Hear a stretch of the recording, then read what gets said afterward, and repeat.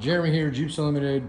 Obviously, this is not a Jeep, so ignore that. It's just the company that I own and have the platform, the website, which may or may not even be used in this case. But it's the way I introduce myself. You can get a hold of us that way. Partsbreakers.com is our website. And again, we mainly do Jeep parts. I've been doing it for 20 years. So dirt bikes are the other guilty pleasure I have.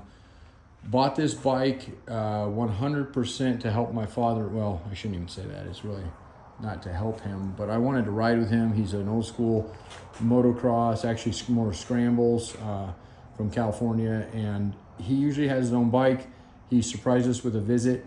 We knew he was coming only a couple days in advance, about a year ago, and just jumped on a flight to our little regional airport here in Junction. And yeah, I would have normally put him on one of my older bikes, but that one was not quite done yet. This one's still not done, but getting close.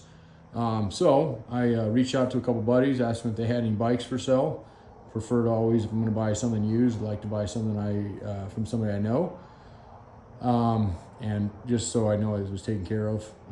And buddy said, yeah, he had one sitting there. So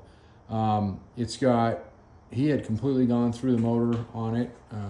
Actually, the last time I rode with him, this bike was being built. So the motor's fresh on it. It's got a ton of power, absolutely insane amount of power these KTM 450s have. It is a 4-stroke electric start. I've done only very little to it other than just maintenance-wise, fuel, oil, that kind of stuff. But it's got, it had brand new rubber on it, and it was only used literally on one trip. Well, I take it back too, but I took it out to Moab a couple weeks after he left. But so 2 trips since the motor's been done on it, and those trips were fairly good sized trips. I mean, it was a weekend of riding when I went, and then when Chris was here, it was just a couple hours. But nonetheless, it's a phenomenal bike, much different than my big enduros that I ride. And this thing, those things are great. I do love them. Nothing bad to say about them. But for single track, tight turns, yada, yada, yada, this bike just hands down. And then the power. Those bikes are all 450s minus that one there, different CC. But nonetheless, this bike rips. And if you've ever been on one, you know that already. If you haven't, this is not for the faint of heart or a beginner. I would not put a beginner on this bike. That's not to say some of my buddies who I've taught to ride aren't phenomenal enough to ride one of these, but I just would be a little bit more conservative putting somebody on a bike like this out of the gate. But as an intermediate bike, advanced, this is definitely where it's at. So again, without further ado, it is got some brand new tires, literally. They have 2 rides on them. They're still in excellent shape. New sprockets, front tires new. The only thing besides maintenance on it that I've done, I did 2 things on it that I felt like it needed. Actually 3 if you consider it all. This pipe was already on it. And as you see it, it pretty much looks the same way I got it, except for these 3 things. One of them was the kickstand, okay? It had the original kickstand that had been fixed several times. Unfortunately, even on our 2016 KTM 250 Freeride, still same junk design. KTM does phenomenal work on their bikes, but they make an absolute terrible kickstand.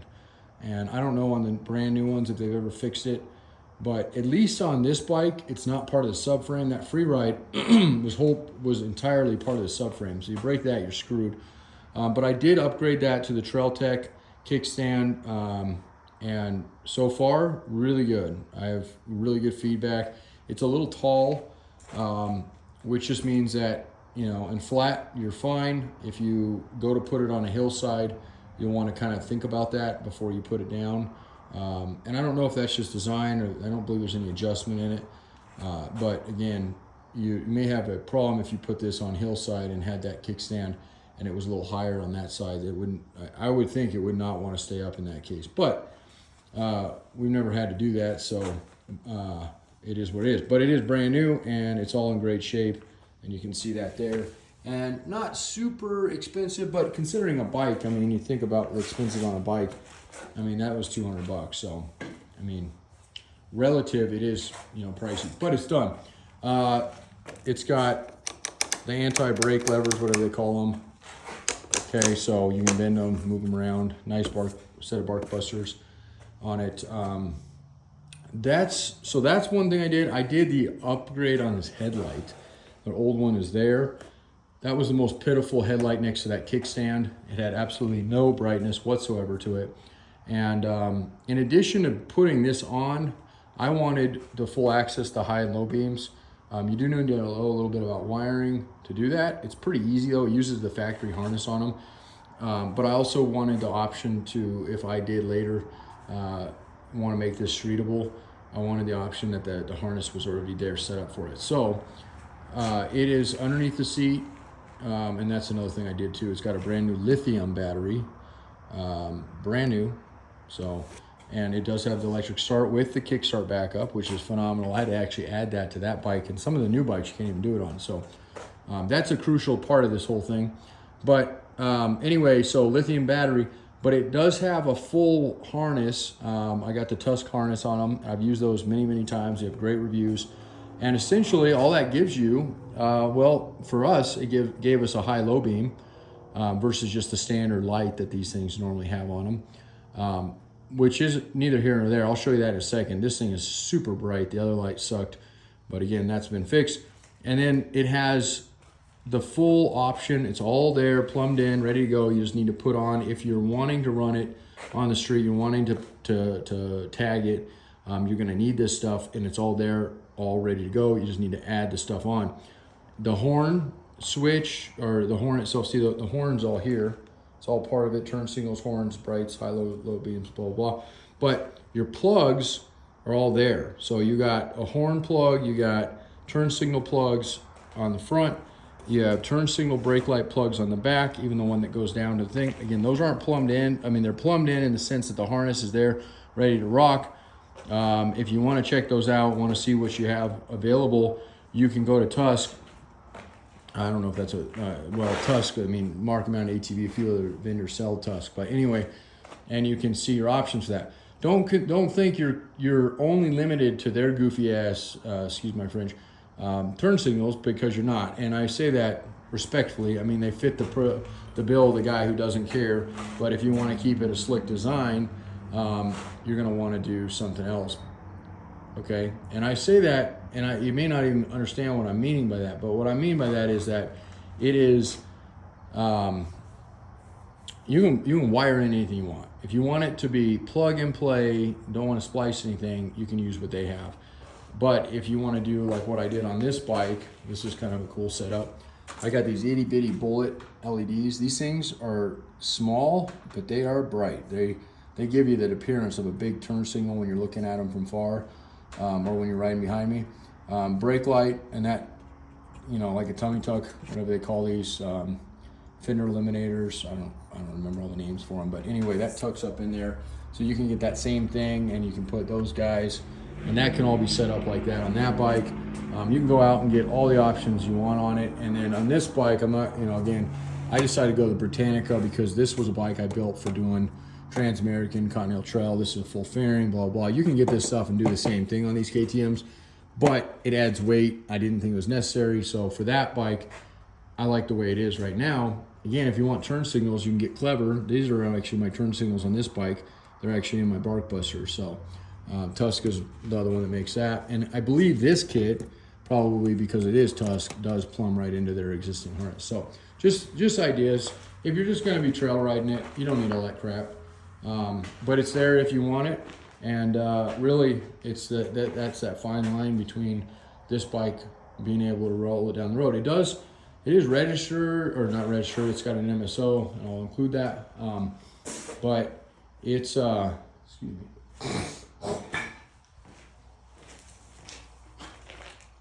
Allergies have been bugging me a little bit today.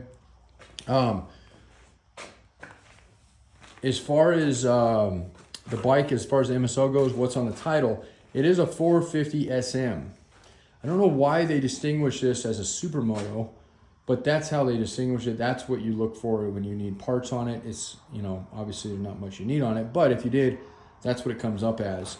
I don't know as far as long as like literally when he rolled it off the showroom floor, which he bought here, I'm not sure. I know it had dirt bike tires on it, so I don't know if they just distinguished them as that because they were using the same motor or what. But the nice thing about that distinguished is since it's not registered or since it doesn't have an MSO that says off-road use only or anything like that, and it says Supermoto, it's not hard to get these tagged. So if you're gonna go through that pain and hassle, do it with a bike that doesn't say something weird on it, like old Hondas, XRs, you know, they're dirt bike only, so those are a little harder to register. This one, because it's Supermoto and those were streetable, you just need to put the accessory kit on it. And the accessory kit, I mean by like this, and I don't even mind, I could even throw this in for you, but this is essentially the Tusk horn, and you just get creative and they mount them here or here. I mean, there's places to mount these, there's mounts for them. And there's your horn.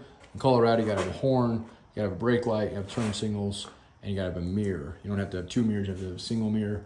On this bike, my mirrors are gone right now. I don't know where they. I think my mirrors I pulled to put on my new bike. They're like a foldable mirror. Anyway, there's lots of options. So, a lot of talk. 11 minutes of just jibber jabber. So, apologize about that, but give you a good idea about this bike. Now, let me just a second here, catch my breath. It is. I'm gonna go with that. Oh, I know what I'm gonna say. It has got, like I said before, new battery, and it does have the magic button, as some of us call this. I think it's a crucial button. I like having an electric start, but I also like having a backup kickstart. So let's fire this bad boy up. And I always like just to show people, you know, no, it's not hot at all. It's super cold. And that's important on these KTMs because I've had a few KTMs in the past that, see, it doesn't take long for headers to get hot. So I just want to show, this is a nice cold start on it. All right, not that any of this stuff you can really see, but if you know bikes, it doesn't take long to burn the shit out of yourself on headers. Okay, bikes warm up really fast. I mean, matter of 10, 15 seconds, and that header's gonna be hot enough to burn yourself on. So obviously don't do that after you start it. But I do wanna show that it is a nice cold start. The headlight activates as soon as it goes on if you have the switch on, which I like too, because these things, this does have the CDI or whatever they call it, the stuff that powers that kind of stuff. And you're gonna see here in a second, it's a super bright light. But I also like not having to run with a light, so there you go, okay? That's kind of a neat thing. You don't get that option on, even like my new bike, it's on high or low. It doesn't have an off, so.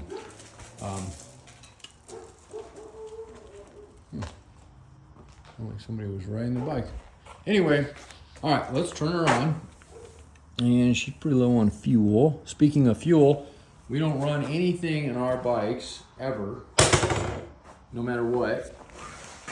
I guess if there was a case where you absolutely had to, but except for premium, always, and if I can help it, which most cases you can, but sometimes you just can't, I run ethanol free. It is catastrophically damaging to run ethanol fuel in a dirt bike that does not get used a lot. It takes a matter of a few weeks to get a carburetor to lock up with the crappy fuel that they do. So my advice to you would be to put ethanol free. If you don't have access to ethanol free fuel, then you're gonna wanna run premium, obviously. But the best thing you can do at that point is to run your bike completely out of fuel or drain your fuel bowl. So personally, when I do it, I just drain my fuel bowls on most of my bikes. My fuel injection one is a little more difficult to do stuff like that. You can't really do that on them. And fuel injection, while it's all great and dandy, you can still eat injectors and O-rings, or injector and O-ring on those. So ethanol is just as detrimental to those as it is on these, okay? But anyway, let's make sure. I know since he's cold, he's gonna want to choke on, and we're up a little high. We're about a mile high. So this has got a choke down here where I'm feeling. It's also got a hot start.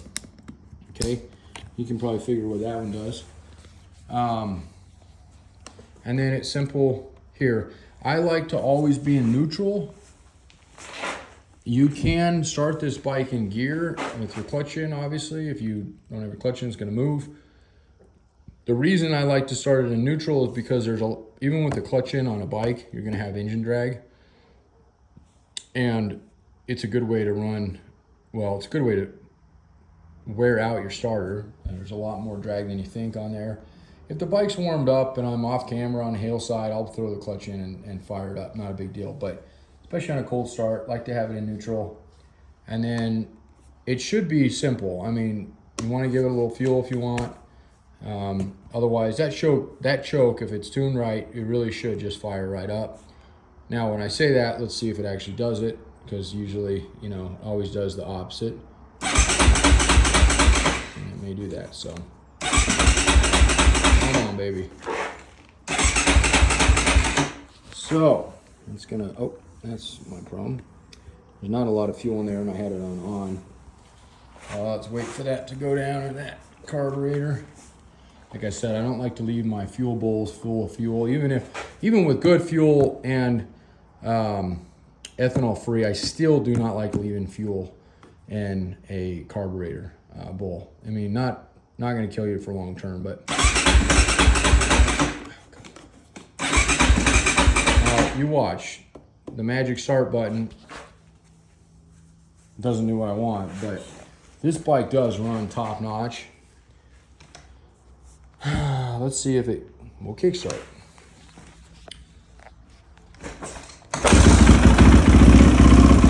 First kick.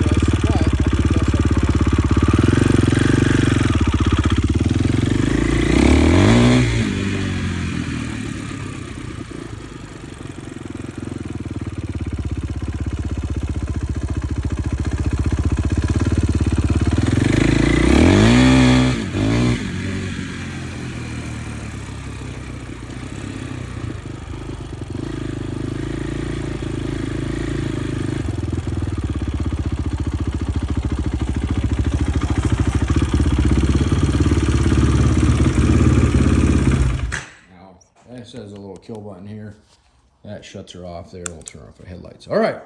So that should do it, folks. If you have any questions, comments, concerns, feel free to reach out. I'm just posting it as is right now. I was going to put it as a combination, something else I have for sale. I just made a video of. But I think for now, we'll just list this on its own. If you take a look. You'll see there's like 5 big things I'm selling right now. There's actually going to be a couple more, but we're just purging some of the stuff that I've been sitting on. I don't really need a spare bike. Like I said, I bought it with the intention of my father-in-law riding, which was he was able to do. We're putting a massive building up, and I only need a little bit of cash. I say a little bit. I need a lot of bit of cash to get the down payment for the bank to give us the loan for it. So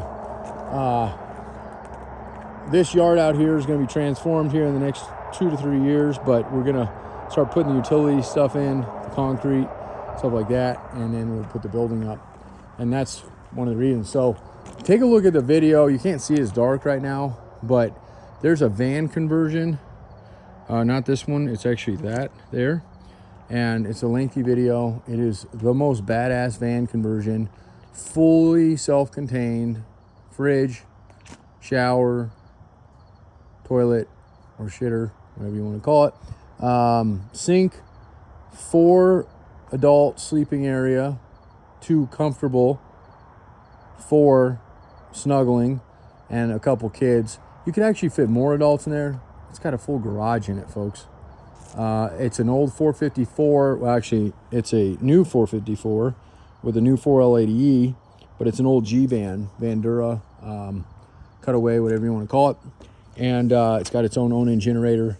It was built by a van conversion company that for a motocross team. And so for a pit van, it is by far one of the coolest things. And the reason I say, I was considering, I'm going to take a little bit of a bath on that. I bought that at a high time, which was COVID. So I already know I'm going to lose a little bit of money on it. I'm not going to give it away, but I know I'm going to take a little bit of a hit. And that's okay. I was able to use it. I would have loved to keep it, but we got bigger and better things going on right now in life. So probably something I regret. I mean, the thing is fancy. It's got stainless steel cabinetry and yada, yada, yada. So, but I was considering to try not to take as big of a loss on that to include that. So overall, I would still be losing about the same. But I thought it might be a fun way, 2 birds, 1 stone kind of thing, and give somebody an opportunity to not only buy an amazing van, but if you needed a dirt bike to go along with it, have an amazing dirt bike. So that's not how we're going to roll with it, at least not right now. But if I don't move this bike very quickly, then I'm going to do that. I'm going to put it in there. So if you want the opportunity to buy that van and potentially get a dirt bike for next to nothing, or if you want to look at it like buy this dirt bike and get a van for free, and obviously it'd be a very expensive dirt bike, but a very cheap van. However you want to look at it, obviously it all is going to add up the same. Whatever makes you feel better or allows you to sell it to your mommy or your daddy. No, I'm just teasing. Probably more like your wife or your husband.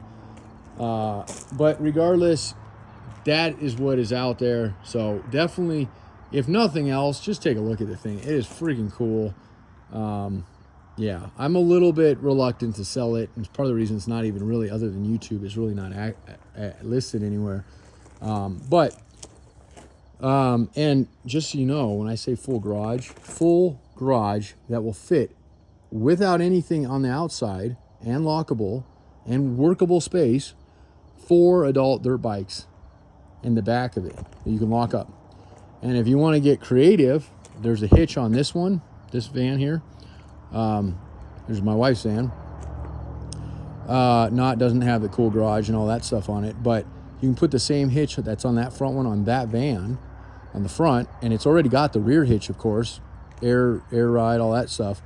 But you can take a rack, which is on the back of that van right now. It's a 2 bike rack, adult bikes. I have 2 big bikes right now. Matter of fact, let's walk over there and show you, because I gotta go put the kiddos down anyway. We'll lose our lighting here, but I'm gonna try to finish my DRZ up tonight, but I get so sidetracked. The KTM brings a little bit of a child out in me, as you probably can tell.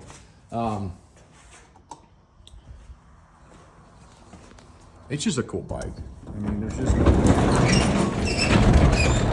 beat around the bush. KTM makes one of the more fun, fulfilling. And I love my Hondas, I love my Suzukis and my Kawasaki's.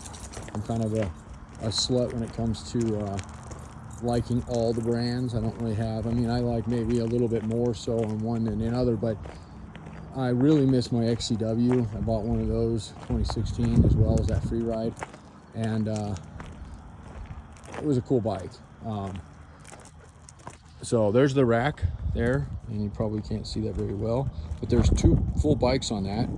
And that rack, it's an aluminum rack, which is nuts to think that. We actually used to pull it on that pusher, which is also for sale. This one's not, but that one, that's a full living quarters. That's actually got a front rack and a rear rack as well. You can fit 4 bikes on that one, and that give you 34 feet of diesel pusher, Cummins, Allison transmission, all the good jazz, and for a hell of a deal. That's going to be dirt cheap compared to this one. Will bring decent money, or I won't sell it. I mean, it'll, like I said, I'll take a little bit of a hit anyway. But this one's got that hitch on it, and you can easily do that on this one. This thing's got its own little ramp, and I already videoed in all this other, so I don't need to go through it all again, but I just want to give you a little peek because it might be something that, so, and it's a dividable space. So you got the cabinets in here, you got all the bike locks, tie downs are all built into the floor. This door comes down like a normal moving truck. You wouldn't even know what's back here. There's a door that slides there that completely makes the garage area fully self-contained. There's a shelf that goes up here, so you have plenty of stuff in the back. And when we were hauling, you know, there's a overhead bed and there's a couch bed that pulls out. When we were taking a couple buddies up and we needed more space, there's 4 mounts in here for bikes. You could fit 6 in here, and then 2 and 2. You can actually fit 10 bikes on this machine, which is nuts. But nonetheless, we turned this into a sleeping quarters. We just rolled the bikes out and brought some cots up and put some guys back here. So, and we only did that. They were going to sleep outside, but of course it poured us in that night. So, but really neat van, runs and drives beautiful. I've driven this thing to California and back a couple times. Got a gigantic fuel tank on it. Will pull anything you want. Big old engine on it. So, and it's really well kept, very clean. So, all right. Well, that's going to be it. Questions, comments, concerns, let me know. I'd be happy to answer anything for you. Going to try to have this one published tonight on YouTube, and then I'll have, you know, we'll see what we do with this and that as well. So, all right, I appreciate it. Have a great night.